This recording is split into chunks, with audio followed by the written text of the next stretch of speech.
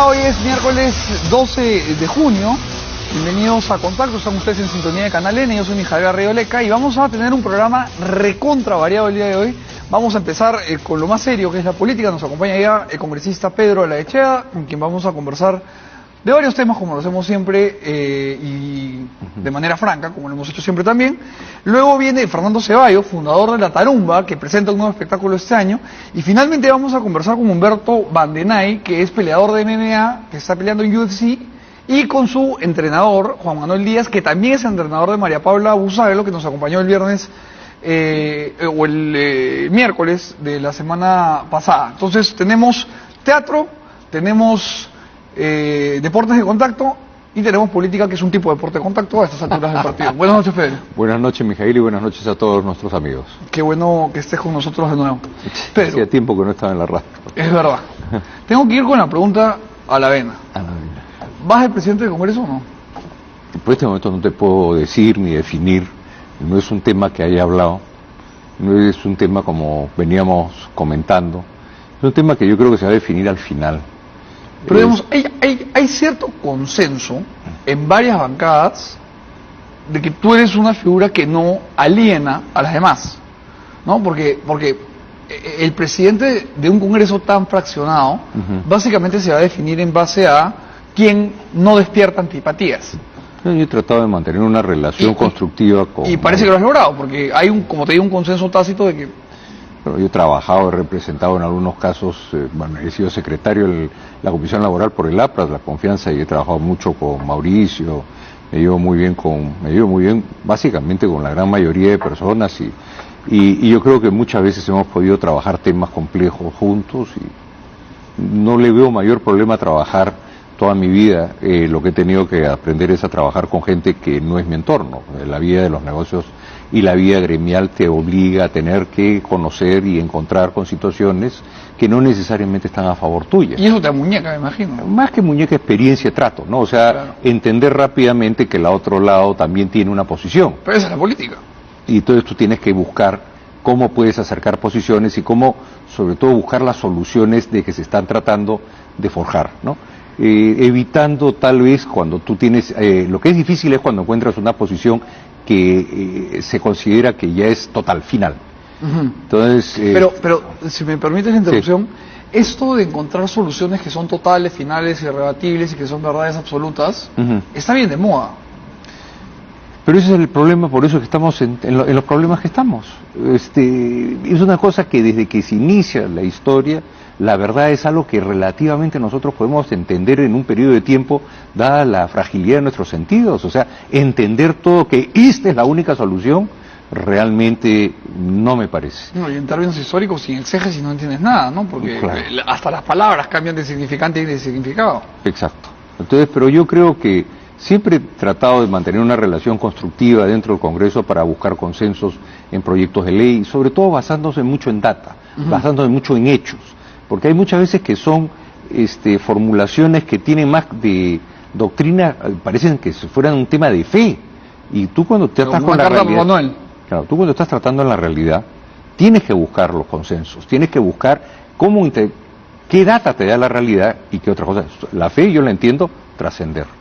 La fe yo la entiendo como una cuestión fundamental para el ser humano, pero no en cuestiones objetivas. No, de acuerdo, pero las políticas públicas no pueden ser una cuestión de fe. No pueden ser una cuestión. Enseñar en base a data, ¿no? En base a data y en base a hechos, en base a qué. En base a resultados y a cuantificaciones y a proyecciones de flujo de caja. Si no, terminamos convirtiendo a las leyes en cartas a Papá Noel. Exactamente. Y los resultados terminan siendo un desastre para la población y problemas para la gente que menos tiene. Ahora, más allá de si es que llegases o no a ocupar el cargo que se vocea de presidente del Congreso, ¿cómo ves de aquí al 2021 las relaciones con el Ejecutivo? Porque si bien se confirió la moción de confianza que pidió el presidente a través del Premier, está todavía sobre el tintero el tema del plazo de los 15 días, que es una interpretación constitucional un poco extraña, pero finalmente sigue ahí.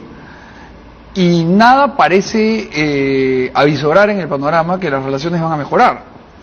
Es una pena, porque yo creo que no se está rescatando que el Congreso le ha aprobado 213 proyectos de ley en las facultades delegadas propias de la gestión del Ejecutivo. O sea, el Ejecutivo le da leyes al Congreso para que se las apruebe, para poder gestionar, para poder hacer las inversiones, para poder dar las leyes tributarias. Le hemos aprobado todo. ¿Qué es más? Recientemente se acaba de aprobar 1.200 millones que lo hemos aceptado y les hemos dado el cambio de partida. O sea, el Ejecutivo nos ha dicho, acá hay obras que están por terminar, pero están sin financiamiento. ¿Podríamos pasar de la partida tal a la partida cual? Se los hemos dado al toque. Ahora, pero si nos alejamos... Entonces, regresando al punto que tú me dices, sí, por favor. Entonces, en lo que toca, en lo que para mí y mi entender es la cuestión de confianza. Si tú no me dejas gestionar el Ejecutivo, oye, es cuestión de confianza. Pero el tema constitucional es exclusivo del Congreso. Es un tema de largo plazo, de estructura. Está absolutamente claro en el segundo párrafo del artículo 206 de la Constitución. Por eso yo voté en blanco. Yo no voté ni a favor ni en contra, porque para mí no era un tema de discusión. Ahora, y el otro tema, si me permites abonar en la discusión, es que ustedes no están sujetos a voto imperativo. Entonces, difícilmente otro poder del Estado, no personifiquemos en el señor presidente, puede decirles, voten ustedes estos proyectos así. Y además, los proyectos mismos son proyectos que realmente no los entiendo. ¿Qué cosa es lo que se busca? Mira, todo el mundo habla de la inmunidad parlamentaria acá, la inmunidad parlamentaria allá. Acá te traigo el proyecto de ley que trabajamos y que se firmó. Lo que pasa que tenía que ir a programarse y pasar al Pleno, en que se ponía de forma preclusiva los plazos para poder que una persona que estuviera inmerso o incurso en este tema fuera pasado dentro del debido proceso a la autoridad judicial. ¿Vía subcomisión y comisión permanente? ¿O no, sino de ética. Tú tienes que ir a ética y el debido proceso, a la persona que tú acusas puede defenderse. Por supuesto. Puede ir con su abogado y defenderse. Como lo hemos visto varias veces. Además. Claro. Eso de ahí tiene que nuevamente programarse y pasarse al Pleno. El Pleno, a veces pues la agenda del Pleno, comenzamos a las 9 de la mañana y terminamos a las 11 de la noche y no pasan. De repente hay un proyecto en el cual todo el mundo quiere intervenir y nos damos 4 o 5 horas. Entonces tampoco el Pleno puede tener 70, 80 proyectos, porque sería cosa que se presente este proyecto, de acuerdo, y así nos podríamos, a esa velocidad podríamos estarnos demorando 8 o 9 horas para aprobar cosas. Entonces todo esto tiene un proceso, o sea, no es que simplemente, este es culpable, entonces llamas a la gente de seguridad, sáquenlo a patadas a la avenida Bancay. No funciona así. A la gente le encantaría. A la gente le encantaría, pero el debido proceso es el debido proceso, pues son garantías que nos da la Constitución. Al más culpable tienes que darle las garantías de poder explicar y poder decir y poder manejar su defensa. Entonces yo creo que... Ahora, perdón, Pedro, que te interrumpa de nuevo. Me has hablado de una de las reformas, la de la inmunidad. Sí. El resto... O sea, no se tiró al fondo el tacho. Se trabajó y se cambió el reglamento. De acuerdo. Ya, iba en camino, se lo tenía que pasar al Pleno. Pero me dices que las demás, hay unas que no entiendes. Yo no entiendo la de género. No lo comprendo. O sea, ¿preferimos hormonas a neuronas? Mira, como dijo hoy día de una manera muy clara el congresista Mauricio Mulder, muy bien. En la segunda ronda o en la segunda vuelta de la elección que ha pasado, la izquierda, manejado por una mujer, prefirió votar por un hombre y no por una mujer. ¿Qué pasó ahí? ¿No era una cuestión de género? No era una cuestión de género. Ahora, para problematizar el argumento, y te repito lo que la otra orilla plantea solamente para escuchar qué tienes que decir, lo que se dice es que en términos de equidad de género se ha logrado en nuestro país tener islas de equidad completa, básicamente en las ciudades de la costa y en la empresa privada, en donde ya la competencia es absolutamente libre. Sin embargo, hay zonas del país en donde el acceso a la política tiene una complicación superlativa para las mujeres porque no terminan el colegio y tal, y que una cuota que pueda establecerse en un plazo determinado de tiempo podría ayudar a que esto suceda. Yo no digo que esté a favor, simplemente te pongo el argumento para que tú puedas rebatirlo o que la región andina o la región de la montaña pudiera tener problemas. Esther Saber es de San Martín, Nelly Cuadros es de Cusco, y así hay una serie de congresistas mujeres que han salido elegidas y están haciendo un muy buen papel. Yo creo que la política tiene varios requisitos, no solamente es el tema, por ejemplo, el tema de educación. Yo a veces converso con Yesenia Ponce, que ha presentado proyectos de ley muy importantes, y mira lo que le han hecho por no haber terminado el colegio. O sea, si ella hubiese dicho de arranque, yo no he terminado el colegio, y por eso vengo acá, para que mujeres como yo puedan terminar el colegio, oye, hubiera sido un símbolo. Hubiese sido un símbolo. Pero el problema no es lo que... Entonces, el problema es el estigma por no haber terminado el colegio. Pero Pedro, aquí creo que tengo que educadísimamente discrepar en un punto. A Que ver. es que yo no creo que le hayamos hecho a Yesenia Ponce algo. Ella sola se lo ha Ella hecho. se lo ha hecho sola por No, mentir. totalmente de acuerdo. O sea, El paradigma... me parece muy valioso lo que tú dijiste. Si ella una más le mujer se hubiese valido presentase- decir, correcto. oye, yo no pude terminar el colegio. Y eso lo hubiera hecho un porque símbolo. muchos de ustedes tienen suerte de haberlo hecho. Y yo estoy acá para que otras mujeres sí puedan terminar Bueno, el ese es el colegio. discurso correcto. No, Ese era el no buen mentirnos discurso. e inventarse un colegio que se fundó después Mira, de que ella lo había que egresado. sea, o sea, y hasta la... mira, yo lo hasta ahora que- sigo esperando la foto de fiesta prom. Pero lo que no puedes negar es que una mujer que después ha presentado proyectos interesantes, y es una mujer, pero planteó mal su dilema. Ella no debió tener vergüenza. Entonces mucha gente no se presenta en política por la vergüenza esa. Y no necesariamente por haber terminado el colegio es más inteligente o no.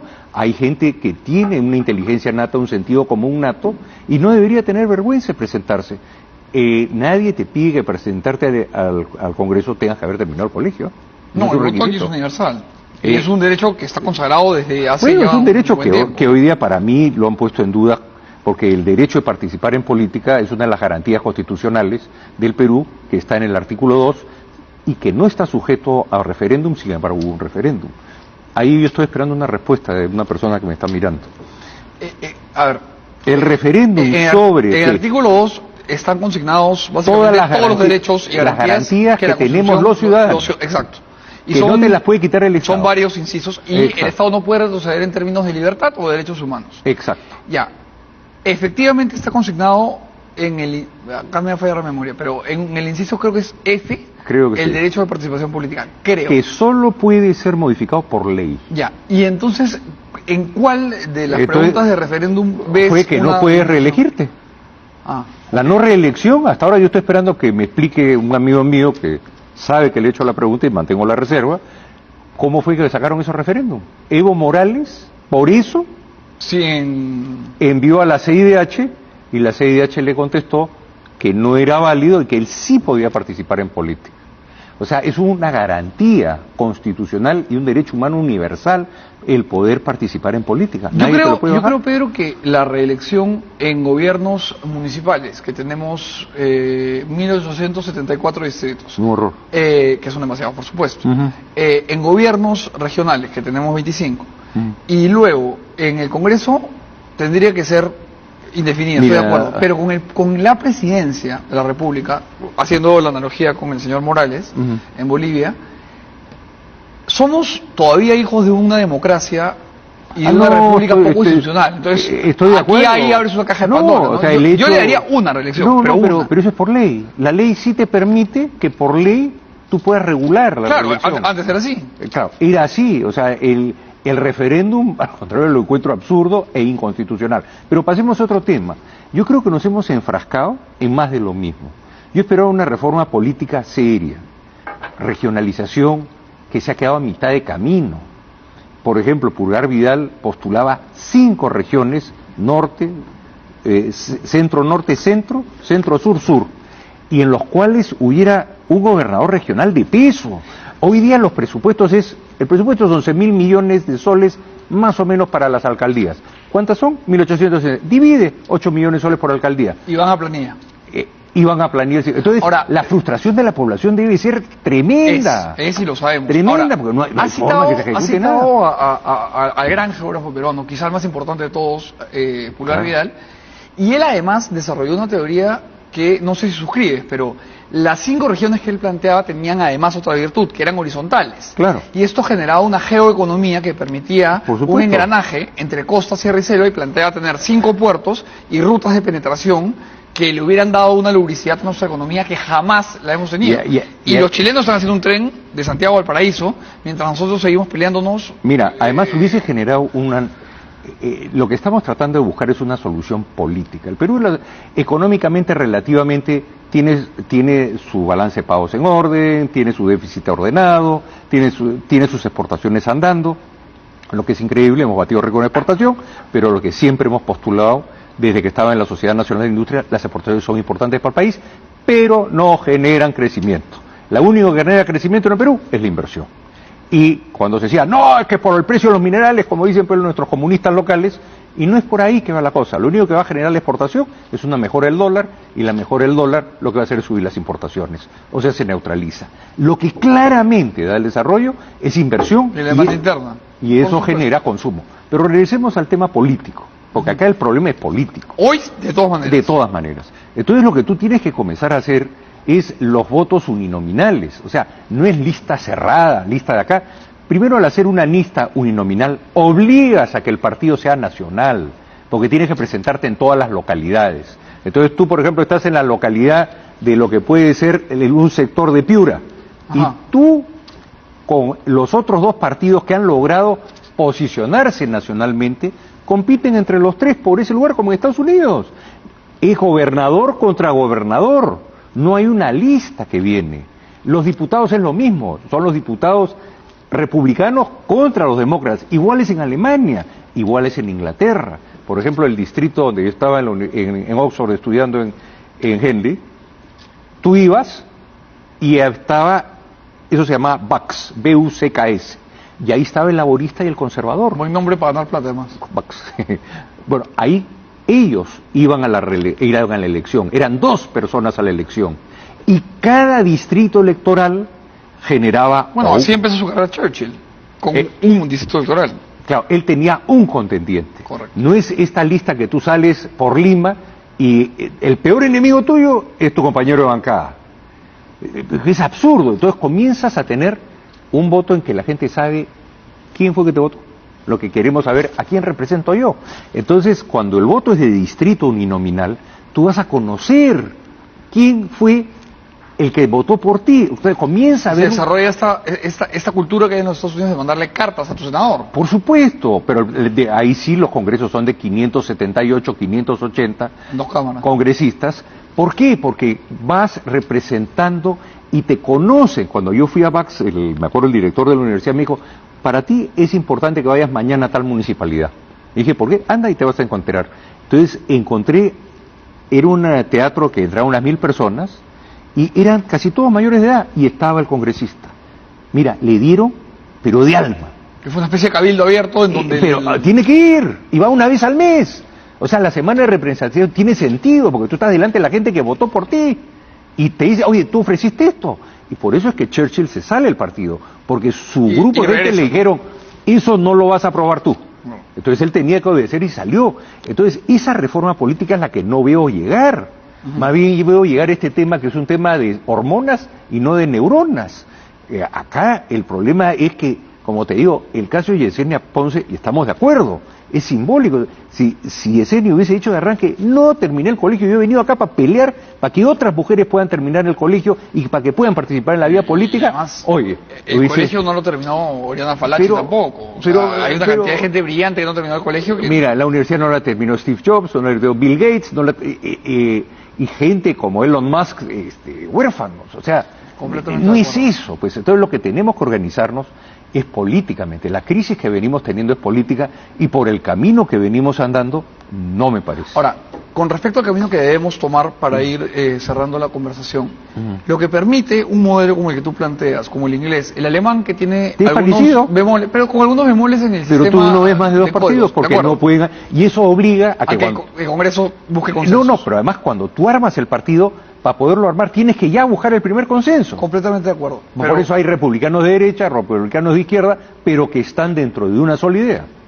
Eso permite, y ahí quería ir, por ejemplo, los Estados Unidos, que tiene, para empezar, una sola constitución desde que la publica con su declaración Madison. Por eso resulta gracioso cuando dicen, ya tenemos 20 años de constitución. Oye, papá. Y ya vamos 13 también. Y por eso vamos cambiando, y todo el mundo cree que la próxima no, y además hay esta idea instalada en la gente de que cuando algo es atroz hay que cambiar la constitución. Estados Unidos cometió uno de los actos más viles de la historia de la humanidad, que es haber esclavizado a miles de personas Y no cambiaron de constitución, hicieron una enmienda.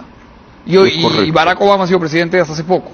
Ahora, lo que quería decirte es, cuando tienes un partido sólido, y tienes un partido sólido al frente, y el sistema funciona como no funciona el nuestro, como funciona una república de verdad, como Estados Unidos, te puedes dar el lujo de tener a un medio loco como Trump de presidente, y no pasa nada. Mira, es lo que le dice Felipe González a Fraga cuando gana la elección. En España. En España. Le dice, señor Fraga, quédese tranquilo. Al contrario, siga, porque si yo fallo, está usted. Si usted falla, quedo yo. España no se queda sola. Correcto. Entonces, que haya generar esta exigencia, que al final se genera un bipartidismo como es Alemania, como tienes los países que están teniendo éxito, los que están en crisis es los que tienen multiplicidad de partidos, Italia, Francia, ahora España está entrando en este tipo de crisis. Por Vox y por Podemos. O sea, comienzan a generarse otro tipo de problemas. Ahora, pero Francia tuvo una época en la que también se sucedían era Giscard, el que le gana a las elecciones a Mitterrand, y además se le gana con una frase espectacular. En el debate le dice: usted, señor, cree que la izquierda tiene el monopolio del corazón, está muy equivocado. Exacto. Con esa frase le gana la elección y luego asume la presidencia de Mitterrand. No, y lo que es más gracioso, gana, pero no gana en el Congreso. Correcto. Y tiene que ir a la cohabitación. O sea, le dice: señor Mitterrand, traiga usted a su primer ministro, que yo solamente por Constitución soy Relaciones Exteriores y el Ejército. Y eso se llama, que es lo que debió suceder acá. O sea, el Perú no tiene esa costumbre. Pero muchas veces en todas las crisis, desde Cáceres, entre los constitucionalistas y los civilistas del momento entre Cáceres y Piérola, y de ahí en adelante, cada vez que el Congreso ha sido de signo distinto, el Perú no ha sabido manejarlo. En Francia aprendieron a que el que tiene el Congreso es el que tiene la Junta General. Bueno, en el Perú, el Congreso y el Ejecutivo han tenido malas relaciones desde su nacimiento. El primer presidente del Perú, que lo nombra la primera Junta de Gobernación, que fue Riagüero, terminó en Trujillo porque el Congreso lo vacó. Este jueguito viene desde 1823. No hemos sido capaces de resolver lo que los franceses han logrado. Con sus 5 repúblicas, ojo. De acuerdo, pero al final han encontrado una solución vivible. De acuerdo. Que el que gana el Congreso es el que ganó. De acuerdo. Pedro, termino con una pregunta que es fundamental. ¿Vas a apoyar con tu voto estas reformas que ha presentado el Ejecutivo? Mira, tal cual están, porque hablan de no modificar esencia. Entonces te hago la pregunta Mira, yo no estoy de acuerdo con el proceso mismo. Ya la mayoría lo ha tomado, porque si tú votas a favor o en contra, estás adentro del proceso.